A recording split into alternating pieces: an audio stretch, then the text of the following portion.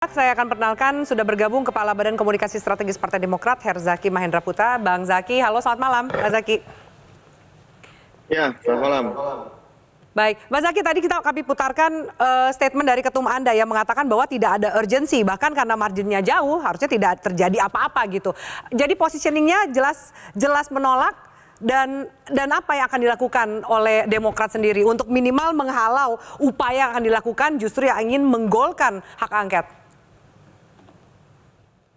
Ya, kalau hari ini hak angket kan masih sebatas wacana ya, gitu.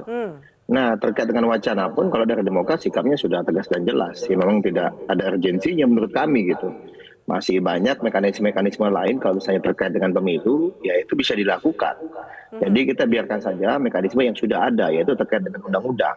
Hanya saja tadi lagi-lagi kalau misalnya ada teman-teman di DPR ya, misalnya serius ini, memang mau hak angket, ya silakan saja. Ini kan namanya hak dari anggota dewan. Ya kan, Ya. tentu bagian dari demokrasi, ya silakan. Tapi bagi kami secara substantif tidak ada yang luar biasa dan menurut kami tidak perlu ada kalau bicara mengenai hak angket. Ya kalau dari kami sih tidak melihat itu perlu gitu, itu aja. Ya silakan kalau ada yang merasa perlu mau ngajukan silakan. Kalau dari kami sih merasa tidak perlu, yang pasti jelas kami tidak akan ikut di dalam itu gitu. Ya. Itu. Anda sudah tahu yang tidak akan ikut di dalam itu selain Demokrat siapa aja? Ada komunikasi minimal dari kubu Koalisi Indonesia Maju? Ya pasti.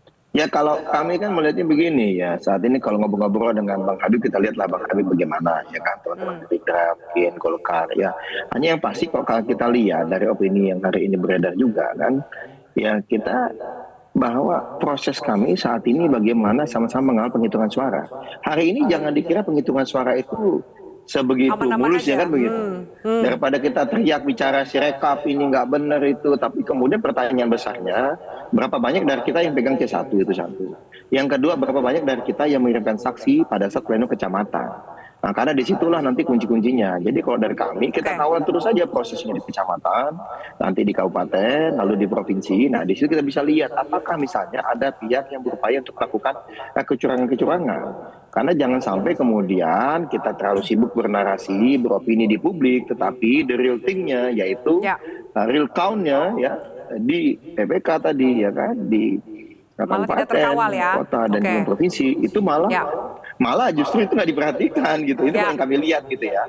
Nah kemudian kalau yang kedua lagi-lagi bagi kami hak angket itu kan silakan kalau anggota DPR ada yang ingin mengajukan, tapi Demokrat sampai hari ini sikapnya jelas dan tegas, tidak ada urgensinya.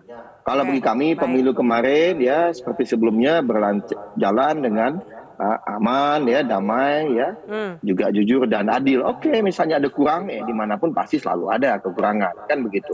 Tinggal bagaimana sama-sama kita kawal yuk gitu loh. Jangan kemudian mekanisme, mohon maaf nih, ini kan gini nih ceritanya.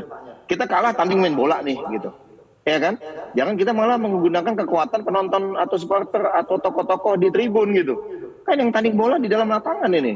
Ada wasit, ada VAR, kan begitu. Kan mekanismenya ada. Ya seperti tadi Bang Habib sampaikan. Kalau ini misalnya isunya hukum, ayo kita gunakan hukum. Kan begitu. Tapi kalau misalnya isunya politik ya silakan. Berarti ini isunya politik gitu, bukan isu hukum ini kan. Gitu. Ya, baik. Jelajahi cara baru mendapatkan informasi. Download Metro TV Extend sekarang.